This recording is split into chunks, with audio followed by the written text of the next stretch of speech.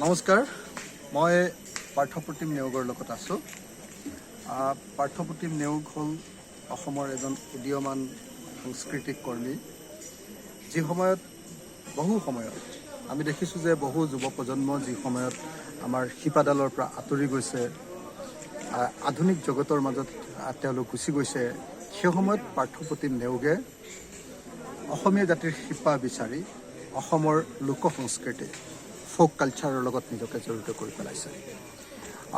পাৰ্থপ্ৰতিমে আমাৰ আজি অৰ্কিড পাৰ্কলৈ আহিছে আৰু অৰ্কিড পাৰ্কলৈ আহি তেওঁ যিটো পেঁপা, বাঁহৰ পেঁপা তেওঁ প্ৰদৰ্শন কৰিলে, আমি সকলোৱে আপ্লুত হৈছোঁ।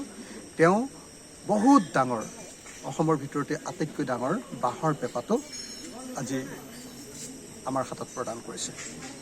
পাৰ্থপ্ৰতিম তেওঁ গোটেই জীৱন জুৰি তেওঁ চেহেৰাটো দেখিলে আপোনালোকে ধৰিব পাৰিব যে কেনেকৈ তেওঁ সাংস্কৃতিক জগতৰ লগত বিলীন হ'বৰ কাৰণে চেষ্টা কৰিছে।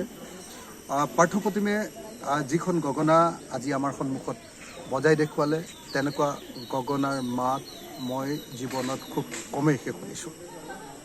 তেওঁ যি বাঁহী আজি শুনালে, তেওঁ যি পেঁপা আজি বজাই দেখুৱালে, অসমীয়া স্পিৰিটটো, অসমীয়া জাতিৰ যি স্পিৰিট, সেই স্পিৰিটটো, লোক সংস্কৃতিৰ যিটো স্পিৰিট, সেই স্পিৰিটটো মই তেওঁৰ মাজত দেখিবলৈ পাইছোঁ।